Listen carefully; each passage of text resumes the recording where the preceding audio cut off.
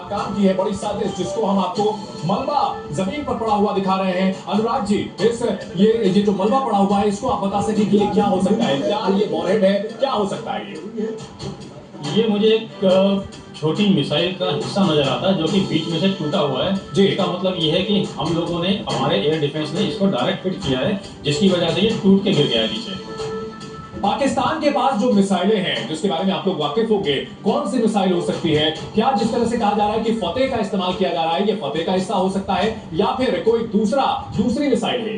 नहीं, फतेह का हिस्सा तो नहीं हो सकता क्योंकि इसका डायमीटर बहुत ही छोटा है। ये शॉर्ट रेंज मिसाइल है और ये जमीन से चलने वाली मिसाइल का हिस्सा हो सकता है, लेकिन डेफिनेटली लॉन्ग रेंज का तो इसमें स्कोप नहीं है, बिकॉज इसका जो डायमीटर देखें ये किसी पाइप के समान है, तो ऑब्वियसली छोटी रेंज का है जी बिल्कुल। और इन सबके बीच राजकिशोर जी, पाकिस्तान की सेना उधारी से मिले हुए हथियार, खैरात में मिले हुए हथियारों से भारत के साथ मुकाबला करने की कोशिश कर रही है। और चाइना से बने हुए ड्रोन, जिनको अगर कहा जाता है कि भाई लोग जो है पटाखे भी चाइनीज नहीं खरीदते क्योंकि उनका कोई ठिकाना नहीं होता कि हाथ में फूट जाए, और उनके दम पर भारत से लोहा लेने की कोशिश, ये सुसाइडल टेंडेंसी आखिर क्या अचीव करना चाहता है पाकिस्तान? नहीं, देखिए, इसको हर चीज को बहुत हल्के में लेने की आवश्यकता नहीं है। वो क्या कर रहे हैं कि बार बार वो चाहे खिलौने जैसी चीजें फेंक रहे हैं, तुर्की के भी ड्रोन है, वो बार बार वो कहते हैं ना कि टेस्टिंग द वाटर, वो बार बार ये कोशिश कर रहे हैं कैसे वो पार करके आ पाए। वो अलग बात है कि 100% एक्यूरेसी रही है, क्योंकि हमारा तो जो बहुस्तरीय डिफेंस सिस्टम है, हम उनको नाकाम कर रहे हैं। लेकिन ये सतर्कता लगातार बनी हुई है जो भारतीय सेना की, और एक बात माननी पड़ेगी,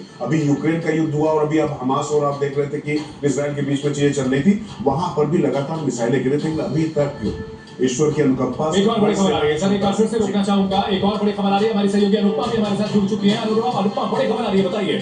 और इसी बीच बड़ी खबर आपको बीकानेर से बता रहे हैं, जहां पर देखिए पाकिस्तान की साजिश नाकाम की गई है और रात में धमाकों की आवाज सुनी गई थी। ये तस्वीरें आपको दिखा रहे हैं। तो बीकानेर में मिले हैं मिसाइल के टुकड़े। इस वक्त ये बड़ी खबर आ रही है, देखिए यहाँ पर मिसाइल का ये टुकड़ा देखने को मिल रहा है और इसकी लंबाई काफी ज्यादा है, यानी ये छोटी मिसाइल नहीं है बल्कि ये लंबी मिसाइल है अनुपमा। और निश्चित तौर पर इसका मकसद पाकिस्तान का किसी बड़े एरिया को, बड़े इंस्टॉलमेंट को टारगेट करना था, लेकिन ये भी रेगिस्तान में पड़ी हुई है। तो देखिए बीकानेर की तस्वीर हमने आपको दिखाया और इसी बीच बड़ी खबर आपको बता रहे हैं, भारत और पाकिस्तान के तनाव के बीच एक बड़ा फैसला लिया गया है। पाकिस्तानी सीमा के पास ट्रेन नहीं चलेंगी, ये फैसला लिया गया है। इस वक्त की सबसे बड़ी खबर, खास तौर पर रात के समय पर ट्रेन नहीं चलाई जाएगी, ये फैसला लिया गया है। जम्मू कश्मीर के बॉर्डर एरिया में ट्रेन नहीं चलाई जाएंगी। हालांकि पाकिस्तान ने अपना एयर स्पेस पहले ही बंद कर दिया है, 24 घंटे के लिए उस डेडलाइन को काफी आगे बढ़ा दिया गया है।